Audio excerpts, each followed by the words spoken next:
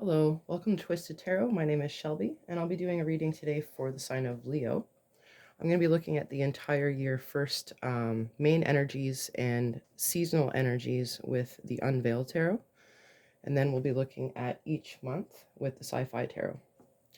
Now, to open the reading, I use this little singing bowl, and it's not arbitrary. It's to get a chill down my spine. I need to feel that in order to feel connected to the reading. So just to explain why I do the little ding thing. And I'm going to be silent for a few seconds while I shuffle. If you want to send me some energy while I'm doing that, please do.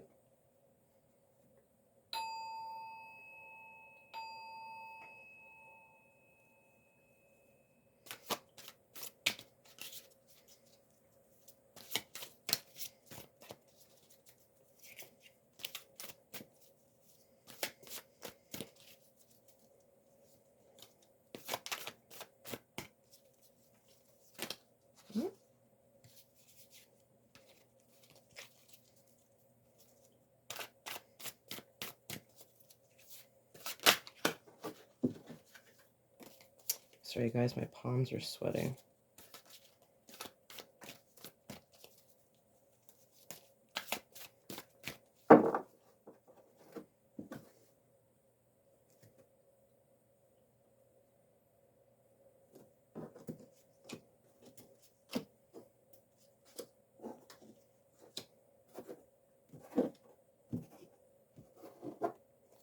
Okay, first up, at the bottom of the deck, we have the main energies or repeated energies for the year. We're looking at the King of Wands.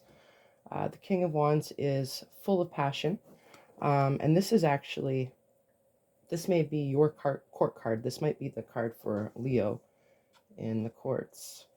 So super passionate, creativity, leadership. So these might be themes that are recurring throughout the year. And the top card, this is going to be the twist or the surprise, but it may also confirm some of the things coming up for the rest of the year. We'll look at that one later.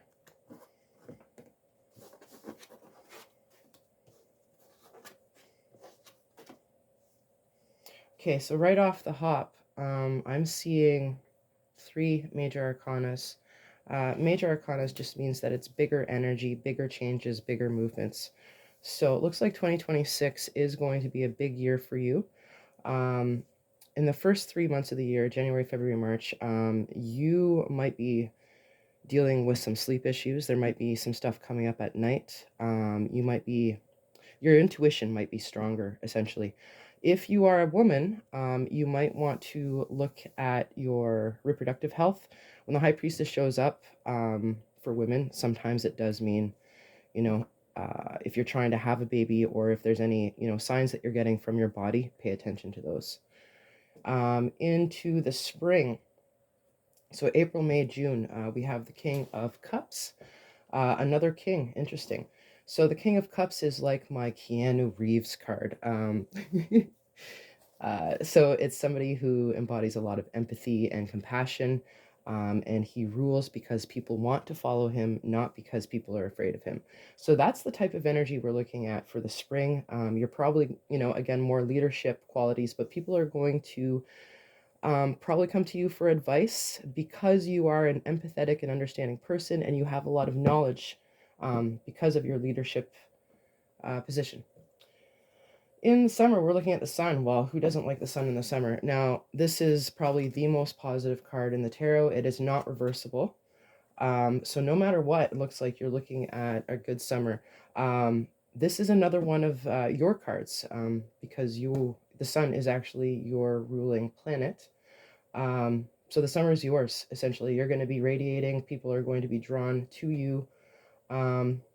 Yeah, I mean, the picture kind of says it all. At the end of the year, in the fall, October, November, December, we are looking at the Chariot. So the Chariot means forward movement, but there's a caution with this card. In traditional decks, we see the Chariot with 2 different types of wolves or lions carrying the chariot, so the black and the white. So that means balancing both our shadow and our light sides. This also means being able to predict problems on our path. So, definitely a good card. The warning here is try to think of potential challenges. So, now we'll break the 4 seasons down into the 12 months.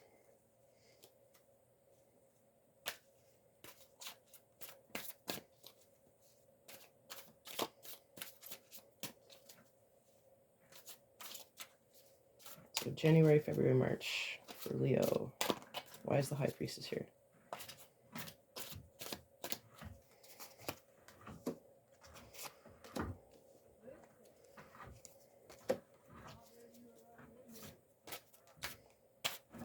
Okay, spring. April, May, June for Leo.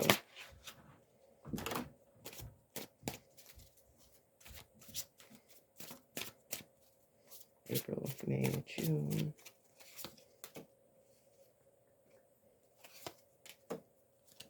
Okay, summer. Why is the sun here? Why is it going to be so great? July, August, September for Leo. We'll be looking at 3 cards.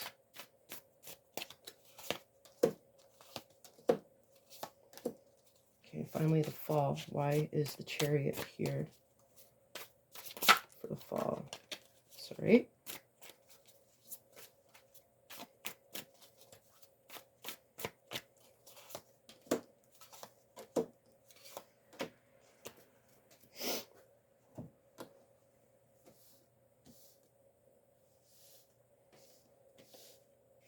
Okay, January, February, March. All right, the Knight of Swords is a forward-moving card. Swords has to do with intellect or ideas. So this might already be happening because this is the card for January. There's some sort of idea that you're pushing forward. Might be small, might be big. That's up to you to figure that one out. Next month, there's going to be some sort of upgrade emotionally. The Ace is a new beginning or an offering from the universe, and the Cups is emotion. So this, something that makes your heart sing is going to happen next month. This could be, again, an upgrade in a relationship. It could be a new relationship. This could also just be like a level of loving yourself more. March. Okay, the 3 of Wands. This means that you have an idea of where you want to go in the future, but you're starting to think about how to make that happen. This might have to do with collaboration. It might have to do with changing your circumstances. But yeah, the ideas are set. Now you're looking for what you need. You're starting to provision for this plan for the future. All right, so that's the rest of winter. Let's look at spring. Oh, sorry. How does that relate to the High Priestess? Well, if you are working on a project or a new relationship, it's just you need to follow your intuition, follow your gut feelings. And when it comes to making decisions about a possible collaboration or change in your plans, again, go back to your gut feelings. Okay, spring. Ace of Swords. Again, new beginning or advancement. This has to do with ideas or intellect. So it is related possibly to the Knight of Swords here. 10 of Wands. This has to do with being overburdened. I mean, you can see it in the image. You might be carrying too much on your plate. You might need to delegate. But the 10 is a good thing because that means that the worst is over. As soon as you get out of this cycle, you're going back to the 1 or the Ace, which is, you know, giving you the space for a new beginning. So April, May, June. We have the 5 of Wands. So June, there is a potential for competition, healthy competition, or some sort of negotiation or disagreement. Normally this card has to do with opposing opinions or yeah, like I picture a boardroom with a bunch of different people pitching ideas. And, some of them have similar ideas, some of them have different ideas, but this has to do with finding middle ground and often dealing with other people. Let's look at summer. King of Cups leadership. Yeah, so keep that in mind. Sorry. Okay, Sun, Summer, Knight of Wands, Seven of Cups, Page of Pentacles. Okay, the Knight of Wands, Knight again is forward movement. Wands is creative, passion, adventure.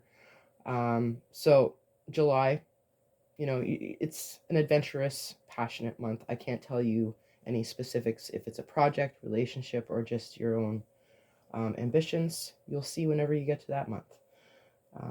August, Seven of Cups. This means lots of choices. Sometimes it means too many choices. So you might have to slow down or take a look at, the opportunities that are in front of you at that time, and get rid of a few things that are excessive, but still a very positive card. It means that you have, more than you need, really. Page of Pentacles. So this might have to do with a new role or an upgrade at work. You might be looking at taking on new skills, going back to school, or just tweaking your knowledge base in regards to a special skill that you have. Pentacles have to do with manifesting stuff in the real world, and pages are usually students or messengers.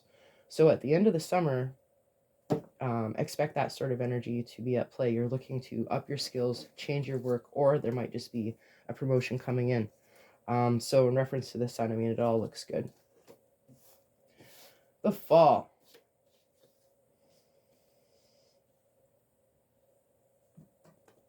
Okay. The fall, Queen of Pentacles. So this is abundance. This is independence. This is also generosity. So October, it's a good month.